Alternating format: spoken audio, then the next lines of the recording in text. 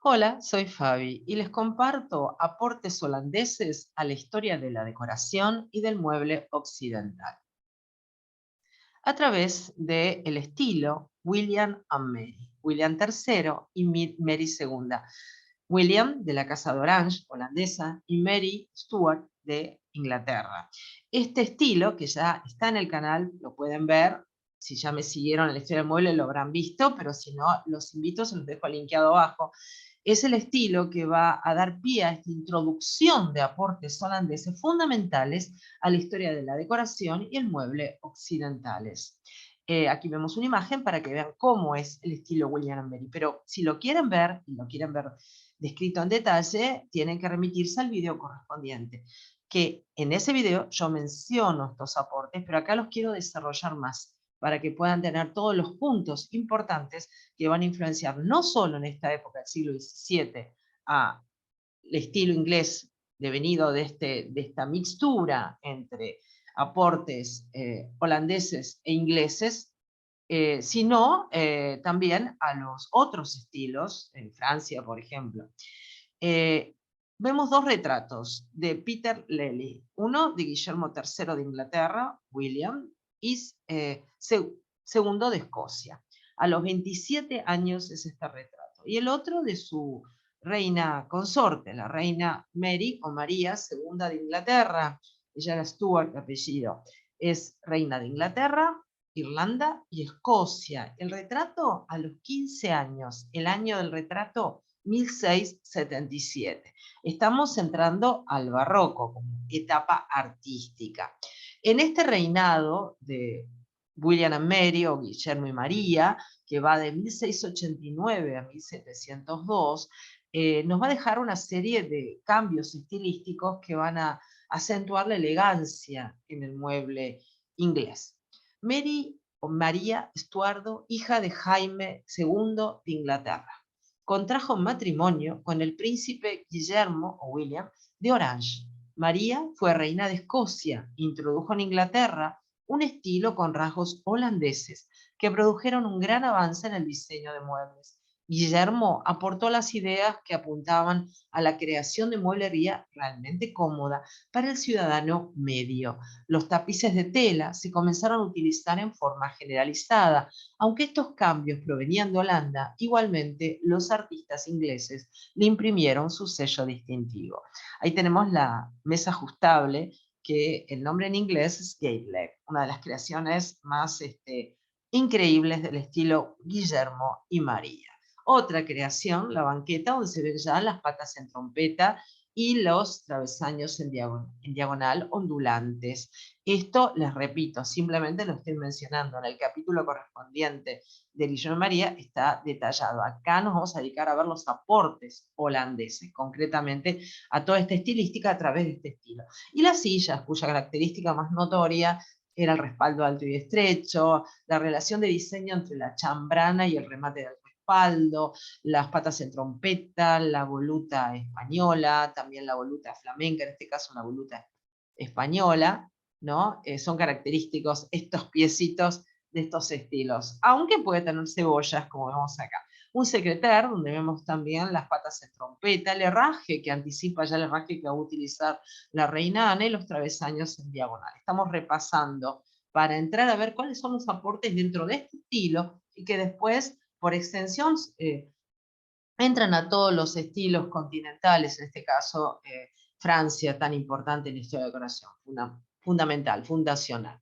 Esta es la imagen, el logo, el sello de la compañía holandesa de las Indias Orientales, la que va a traer todos estos aportes.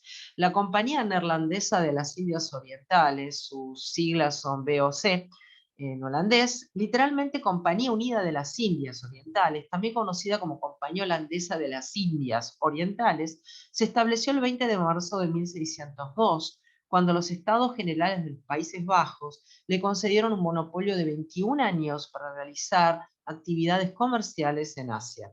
Fue la primera corporación multinacional en el mundo y la primera compañía que publicaba sus ganancias.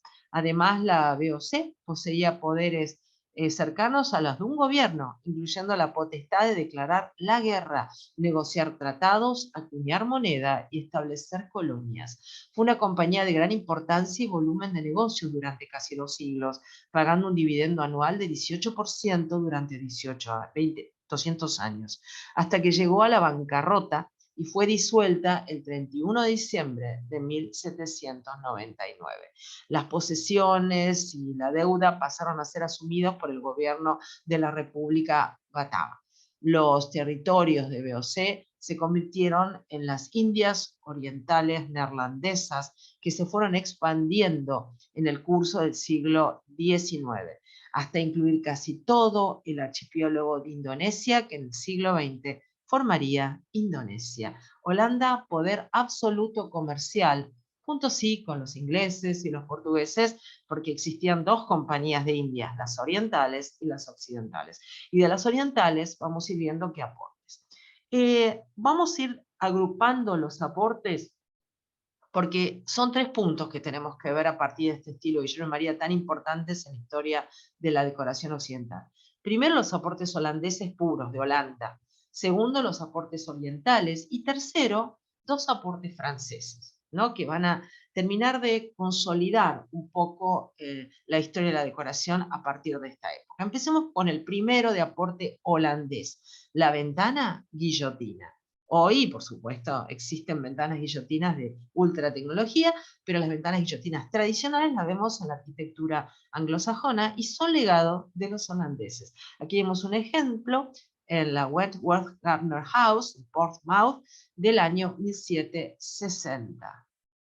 La procedencia de la ventana de guillotina no está clara. Según algunos autores, es holandesa, según otros, inglesa, francesa o incluso castellana. Dice que vendría de España. Pero fuerte se dice que viene de Holanda. Ahí tienen la ventana guillotina inserta dentro de una ambientación en su arquitectura correspondiente. Esto es un estilo ajustadísimo William and Mary, Guillermo y María. ¿Dónde? En el Museo Jeffreys de Londres, donde hago mención permanente cuando vemos los estilos de ingleses en los otros videos. Así que en esta ambientación perfecta se puede ver la introducción de estas ventanas guillotinas, que estamos hablando de un estilo inglés, pero con el casamiento este mixto entre Holanda e Inglaterra a través de los monarcas, es que se aportan, y a través de la Compañía de Indias. Esto no viene de Oriente, es de Holanda. Ahí las vemos nuevamente, ¿no? Las ventanas guillotina, que son aparentemente holandesas y que son fundamentales en la arquitectura anglosajona. Miremos aquí el segundo aporte holandés. El primero es la ventana guillotina. El segundo, el mueble expositor. Esta es una cuestión de María, de Mary Stuart, que le encantaba, vieron, exponerlo, que justamente sus parientes en Holanda, en la casa reinante holandesa, le otorgaban, ¿no? Como parte de lo que se traía de todo el mundo y también lo que se producía en Holanda, pero lo que se traía de todo el mundo también va a influenciar esto. Ahora va a ver cómo. Entonces, segundo, el mueble expositor. Y ustedes dirán, un cristalero. No necesariamente, ahí lo ven mejor. No es un cristalero todavía. El cristalero es un mueble independiente que sale, y si me siguieron en la historia del mueble inglés sabrán que aparece a partir del estilo Chippendale, el siglo XVIII. Pero ya empieza la influencia de esta nueva modalidad que es exponer la vajilla y otros elementos, como estamos viendo aquí, decorativos o utilitarios tras cristales, ¿no? Bueno, a la izquierda ven un mueble cristalero secreter y cómoda, chest también, como dirían los ingleses, chest es cajonera también en inglés, William and Mary, 100% Guillermo y María, o William and Mary. Y a la derecha una versión más estilizada, más contemporánea, de cómo evoluciona el mueble cristalero, aparador cristalero, y que no se da solamente en Holanda, ni en Inglaterra, se da también en otros países, pero el inicio es a través de este gran aporte holandés. Entonces, primero la ventana guillotina, segundo el mueble expositor, que termina en el cristalero. Estos sí son muebles holandeses, específicamente de esta época, William and Mary, tan importante para poder recepcionar estas nuevas estas novedades, estos dos aportes. Algo muy característico del mueble holandés es esa pancita que ven abajo, ¿ven? Esa forma abultada.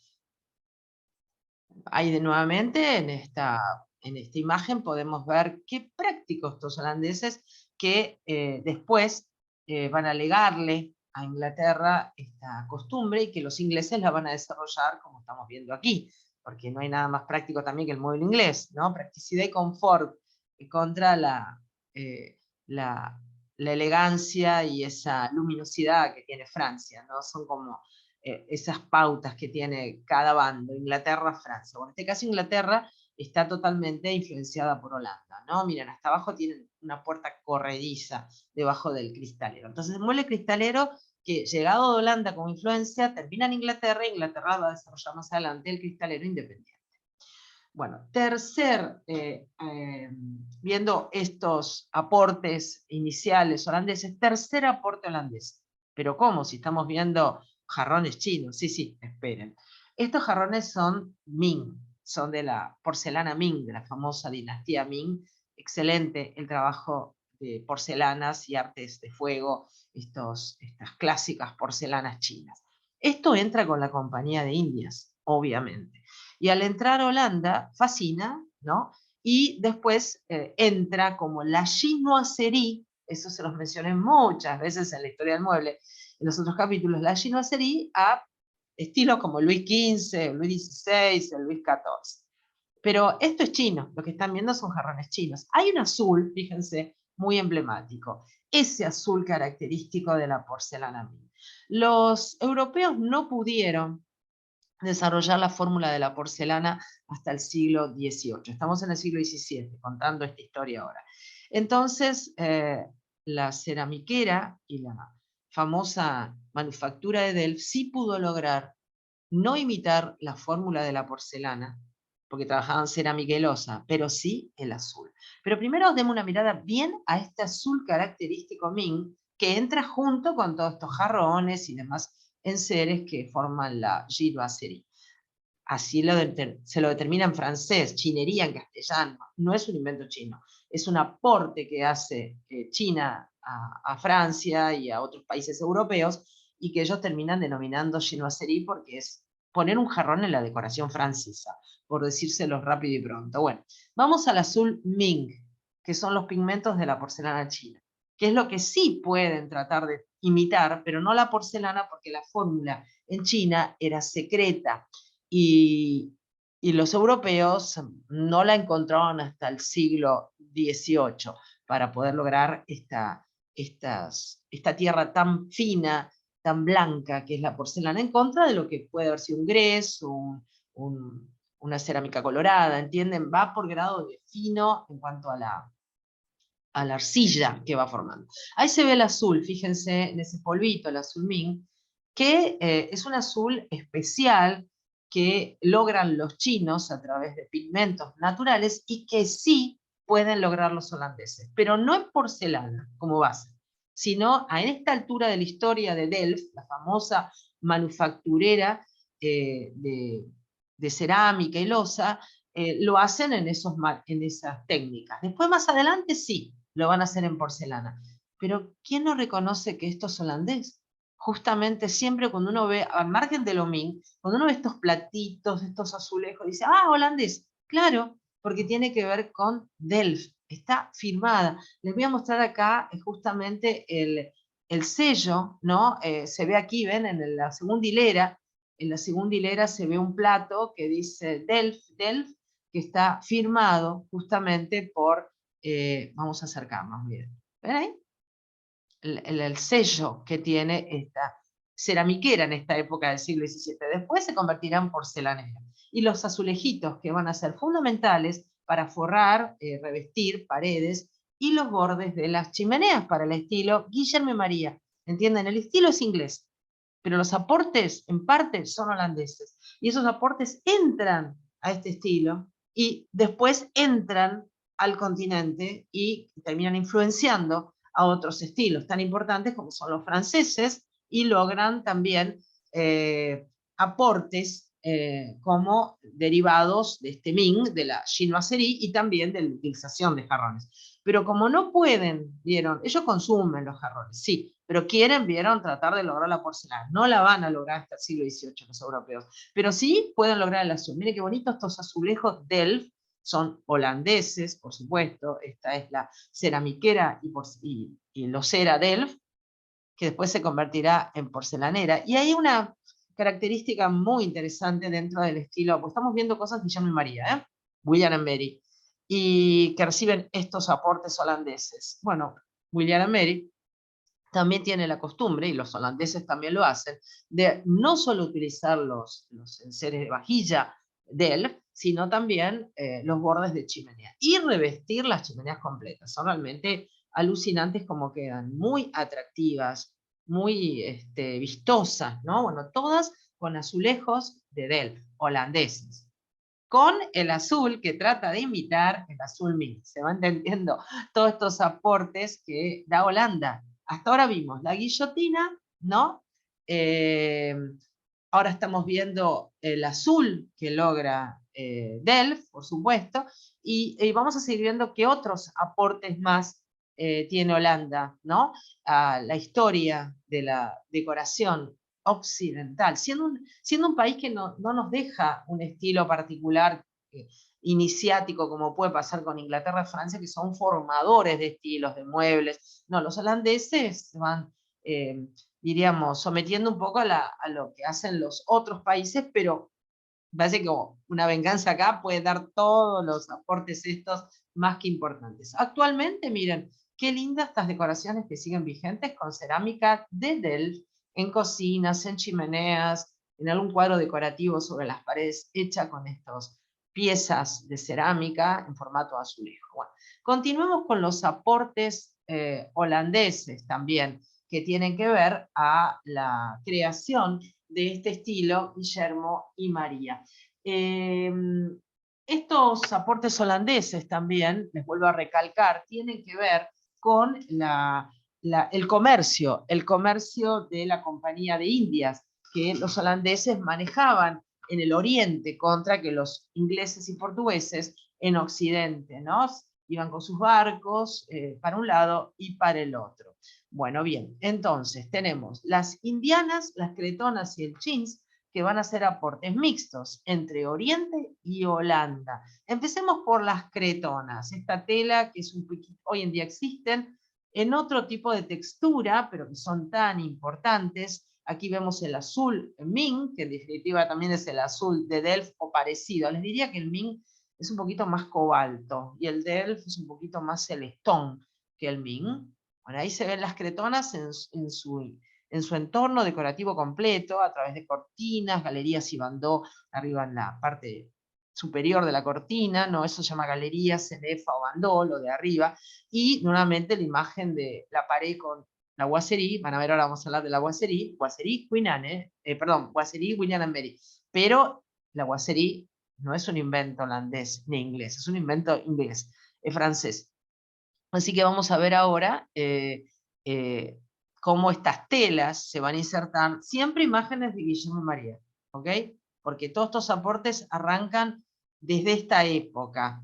Estas telas son telas bastante resistentes, duras, con trama pesada. A ver, vamos a acercarnos un poquito para ver, que tiene como una trama. Y hoy en día siguen existiendo, por supuesto, las cretonas, inclusive de cortinería, hoy en día más livianas. Por ahí tienen más cretonas, que son estas telas que van a aportar justamente vía Holanda hacia la decoración de toda Europa. Esta es la textura actual de la cretona, se sigue fabricando tanto para cortinería como para tapizados. Y si bien la cretona es una tela que no es específicamente un invento holandés, no, sí lo es el chintz. Aquí estamos viendo justamente vestidos de chintz en el Museo Victoria and Albert en Londres, que es el Museo de Artes Decorativas en Londres, ¿no? Bueno, la tela esta, de las tres telas que vamos a ver, es decir, sería las indianas, las cretonas y el chintz. En realidad las indianas están relacionadas con el chintz. El chintz sí es un aporte holandés. Bueno, chaqueta y chal de jeans en esta imagen, de 1770 a 1800 se calcula su fechaje, en el Museo de la Moda de Amberes. El jeans, on Indiana, era un cálico estampado por silografía o pintado, fabricado en la India desde 1600 hasta 1800, muy utilizado para colchas, edredones y cortinas. Hacia 1600, comerciantes portugueses, holandeses y marselleses importaron muestras de jeans hasta Europa. Estas primeras telas eran extremadamente caras y escasas. A finales del siglo XVII, la importación de jeans a Inglaterra, Francia y los Países Bajos alcanzó tales dimensiones que las tejedurías de los dos primeros países empezaron a preocuparse, ya que no eran capaces de producir jeans. En 1686, Francia prohibió todas las importaciones de jeans y en 1720 el Parlamento inglés promulgó una ley que prohibía el uso de jeans importados tanto para vestimenta como para tapicería o ropa de cama.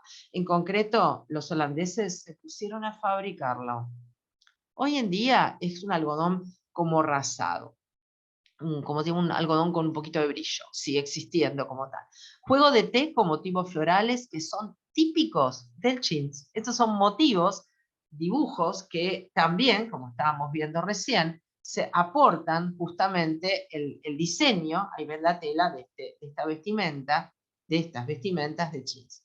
Entonces, cretonas, jeans, Indiana se relacionan, Indiana y jeans están ensalzadas en cuanto a motivo y tela.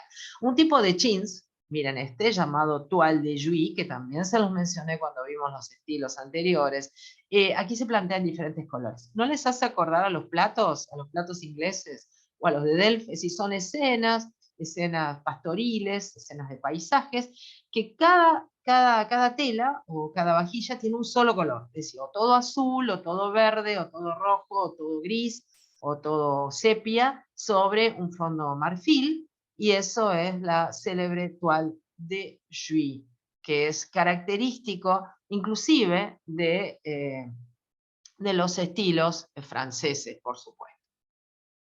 Bueno, una indiana, a ver, la indiana, otra tela, la india, en este caso siglo XVIII, de una indiana de Palampore, se denominaron así por el producto que fabricaban las indianas, un tipo de estampano sobre tela de algodón o lino, que inicialmente no se tejían en España, sino que se importaban de la India, y cuyo destino era además de abastecer el consumo interior. La exportación a las colonias españolas de América, las Indias, también se utilizó el término indianería para referirse a este ramo de la industria. ¿Ven? Aquí hasta está inmiscuido la manufactura en España de estas telas. Y bueno, España, Países Bajos, están totalmente relacionados. Obviamente, los Países Bajos del sur tuvieron bajo dominio español contra la Holanda del Norte, que era libre. Y estamos hablando de estas épocas, justamente. Bueno, otro aporte más que holandés, así vamos completando los aportes holandeses, que nos quedan dos, este y otro más, y después vamos a los aportes concretamente orientales y a los dos aportes franceses. Es la araña holandesa, tantas veces la hemos visto, tantas veces se las mencioné en las clases de estilística y también en la historia del mueble. Esta araña de bocha, de metal, con brazos, sin capota, porque en la época de velas. Vamos a otro ejemplo, ven aquí, puede tener varias bochas, siempre vieron con un número par de brazos, seis velas, en este caso tenemos 3, 4, 7, 8 o 6, que hoy en día se comercializan y se venden nuevas, platiladas o ayornadas a nuestro gusto contemporáneo, pero que son un súper clásico la araña holandesa. Observen aquí los detalles de la parte superior con esos trabajos en relieve que se llaman gallones, con sus platitos con los portaluminarias, pero bueno, antes esos platitos portaban la vela. Hoy en día las propias bombitas van enroscadas en similares capuchones que parecen velas derretidas. Bueno, estas son actuales, las dos que están a la izquierda, y la de la derecha es más tradicional. Una platilada, la otra dorada, tipo bronce, cepillado, y la otra con un acabado florentino marrón precioso. Realmente, bueno, las arañas holandesas nunca van a pasar de moda y se adaptan perfectamente a muchos estilos. ¿En cuántos estilos se las presenté? En los franceses, por ejemplo, en el Luis XIII.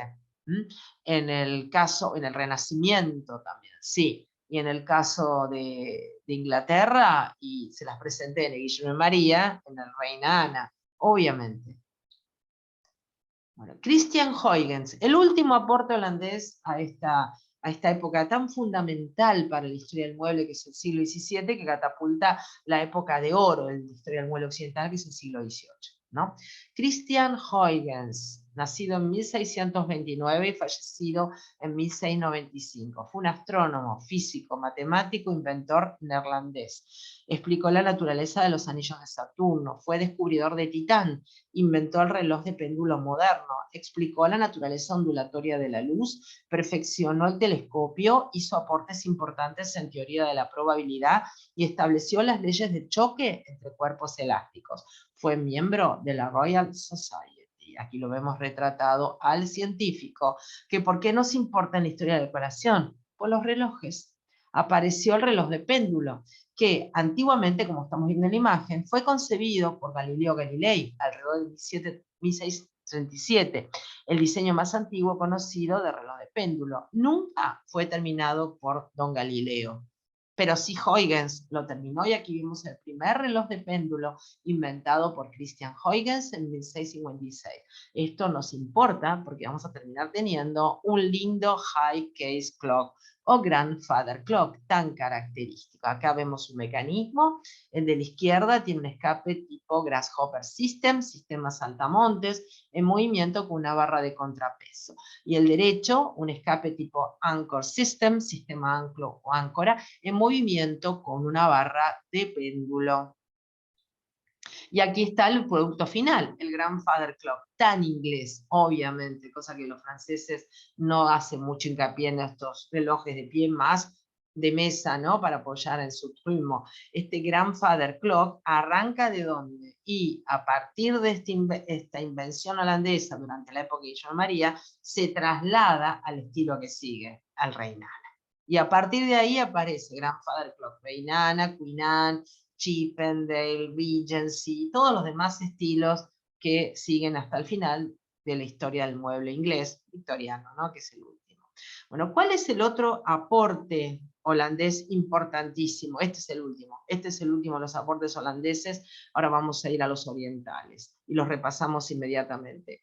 Bueno, acá estamos viendo Horas de Vermeer. ¿Quién no conoce ese cuadro maravilloso de la muchacha de la perla, ¿no? O estos cuadros tan íntimos de la Holanda del Norte, pequeños. Bueno, en la introducción de los cuadros medianos a pequeños, tanto marinas como naturalezas muertas, para la decoración interior de los burgueses que tenían dinero para hacerlo. No, el cuadro anteriormente era para la iglesia, para el palacio, para el castillo, para un lugar especial, para una alcaldía. Ahora no, llega al público que consume decoración, por decírselo de una manera contemporánea. Y esto es un gran aporte de Holanda. La Holanda del Norte aporta esta costumbre, ya que los burgueses holandeses tenían mucho dinero, eran comerciantes, pertenecían a estas compañías navieras y otras más, otras compañías financieras, económicas también, y siempre fueron muy buenos comerciantes, y tienen que decorar sus casas con lindos cuadros, y qué mejor que un cuadro que demuestre un poco el poderío que tienen económico, qué comen, qué cosas traen del extranjero, cómo se deleitan con la música. Bueno, miren qué belleza esta naturaleza muerta, que es un género de la pintura naturaleza muerta, still life en inglés. Cuadros medianos a pequeños, tienen que ser de naturalezas muertas, excelentemente bien pintados. Mira que tenemos otro más. Podemos mencionar a Smithers, por ejemplo, un gran artista, Clatz también, muchísimos artistas de la pintura flamenca, como se dice. Mirá, da ganas de comer todo lo que está ahí, ¿no? Frutos y demás. Y también la trastienda, ¿no? La cocina, la preparación, la compra en el mercado. Estos son géneros propios de Holanda, del Holanda del Norte. Y otro género más que demuestra un poco quiénes son ellos, es las marinas. ¿Qué son las marinas? Son barcos en alta mar o barcos próximos al puerto, o no es un pasaje portuario, sino que son barcos, ¿entienden? Barcos, es un bergantín, una fragata. En alta mar sería como género de la pintura una marina. Los géneros son las temáticas en la pintura. Este cuadro, la flota holandesa de Goor, hacia 1672 a 1673, es un óleo sobre lienzo de casi 70 centímetros por 98, que está en el Museo Nacional Thyssen-Bornemisza en Madrid. Y lo pintó William Bardevelde II, un neerlandés también. Bueno, entonces, marinas, bodegones y naturaleza o naturalezas muertas son el aporte, otro de los aportes holandeses a la decoración occidental. Pero ahora vamos a ver los que vienen de Oriente. Por supuesto, todo vía Holanda, es decir, entra por Holanda todo esto, por la Compañía de Indias. No es que los orientales van y lo comercializan ellos directamente, no. Pero vamos a ver ahora los aportes orientales, que son importantes a través de este estilo del siglo XVII, que es el William and Mary. En el siglo XVI, ya en el siglo XVI, los portugueses fueron los primeros europeos en beber té, pero fueron los holandeses los que lo hicieron popular. Estos se convirtieron en los mayores importadores de té y lo comercializaron con otros países de Europa, debido a su alto precio, una bebida exclusivamente para gente rica. Pero ¿cómo? El té no es, el 5 o'clock tea no es inglés, sí, pero entra vía Holanda. Y obviamente, como les comentaba, vía esta época donde Inglaterra y Holanda están aunadas por dos casas reinantes, por este matrimonio de William and Mary o de Guillermo y María. La Compañía Holandesa de las Indias Orientales no tardará en seguir los pasos de los portugueses y comercializan el té por todas sus colonias del mundo. Claro, obviamente esto después se expande. En cuanto a la historia del té inglés, decir que entre 1652 y 1654, ahí vamos, llegan a Inglaterra las primeras muestras de té y estas no tardarán en apropiarse del comercio del té mediante su poderosa flota a través de la Compañía de las Indias Orientales, esta vez británica.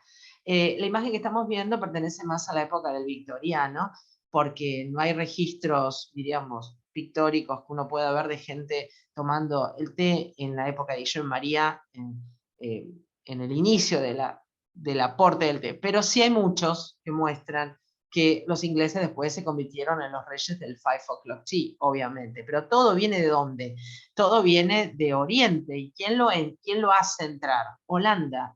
Y a través de este casamiento y de esta intención que tenía María de ocuparse del hogareño, termina trasladándose a un estilo inglés.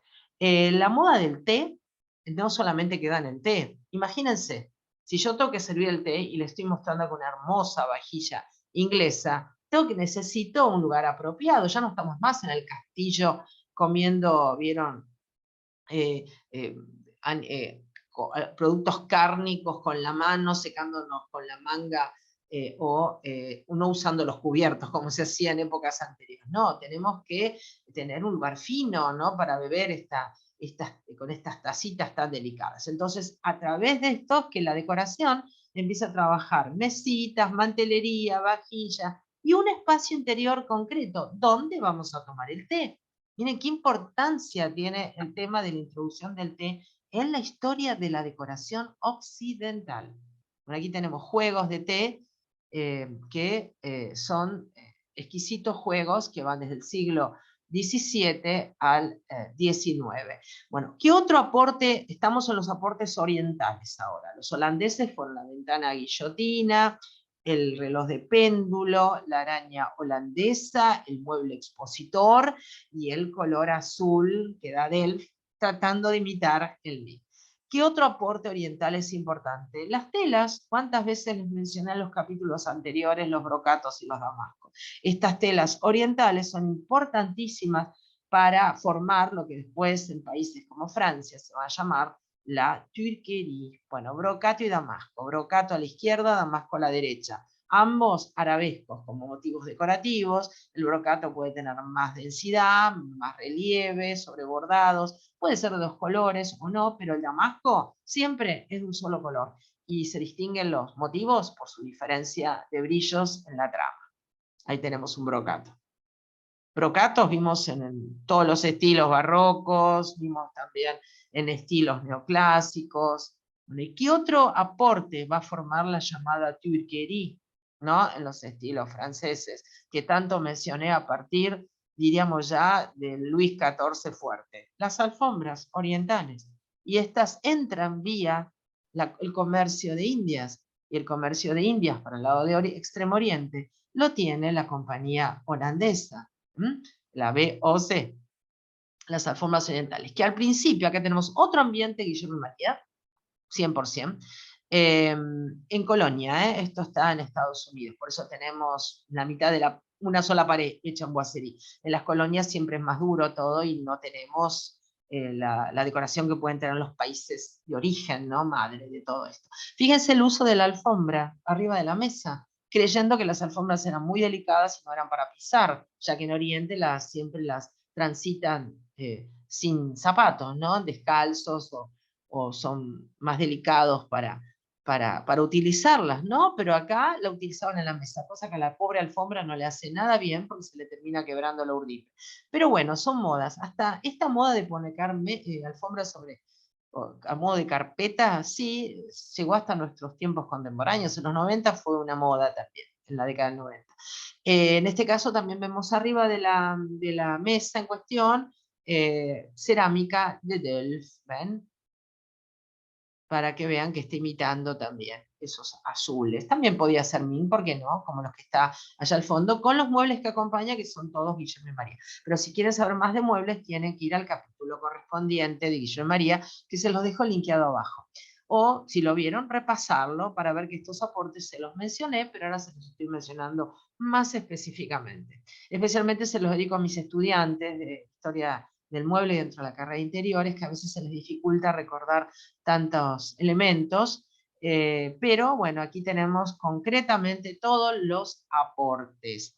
Esta es la esterilla, otro aporte que viene de Oriente. Recuerda, estamos con los orientales, que son las alfombras, el té, las telas orientales, brocato y damasco, y la esterilla que viene del sudeste asiático. En este caso particular, bueno, en una silla Guillermo y María, en el respaldo, esa es la esterilla que se utiliza en muchos estilos, nos viene a la mente también Tonet, por supuesto, hoy en día también hay muebles contemporáneos que lo utilizan. Y ahí tenemos un par de sillas Guillermo y María con esterilla. Bueno, las sillas Guillermo y María, se acuerdan que eran de respaldo alto y estrecho, llevaban el diseño de la chambrana haciendo juego con el remate del diseño del respaldo, llevaban travesaños y los llevaban en diagonal, y voluta española o voluta flamenca. ¿Qué otro elemento traen de esto lo que es lo vegetal?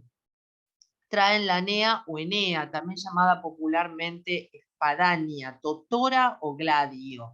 Es una planta herbácea del género Tifa o familia de las Tifaes. Bueno, esto lo traen del sudeste asiático. Hoy en día lo conocemos como estos asientos, vieron que tienen paja, por decirlo así. El término correcto es Enea o Anea. En la silla, Guillermo y María, alta, estrecha, con el diseño de la chambrana o travesaño delantero, dialogando en formato con el remate del respaldo, y justamente este rústico asiento, pero muy bien tejido, con Anea o Enea, sí. Que después, por supuesto, los fraileros llevan todo esto, pero esto es Holanda. Estoy mandando los ejemplos de Holanda. Bueno, ya finalizado todos los aportes orientales, ¿no? Que vimos, que la Anea, la Enea, la esterilla, el té, el azul Ming, y todo esto que mencionamos, vamos ahora a los dos únicos aportes franceses que recibirá este estilo Guillermo María y que son patrimonio de los estilos occidentales. El parqué. Contra Inglaterra, que siempre tiene tablas, bueno, el parqué de Francia. En este caso estamos viendo un parqué de Versalles, es de la época de Luis XIV, pero hay otras tipologías de parqué, totalmente hoy en día usables, se fabrican, se hacen, se imitan, sí, hasta en pisos vinílicos. Bueno, este es el parqué Versalles, aporte 100% francés. Otro aporte francés, el Parque Espina de Pez, que se los presenté en el estilo Régence como novedad. En aquellos tiempos se pasa del Parque Versalles en el siglo XVII al inicio del siglo XVIII con el Parque Espina de Pez, tan de moda hoy en día. He visto pisos flotantes que ya vienen con esta diagramación. Y el más común, el que seguramente por ahí tienen en sus viviendas por ser de los más utilizados, siento de Francia, el Parque Bastón Roto, ¿no?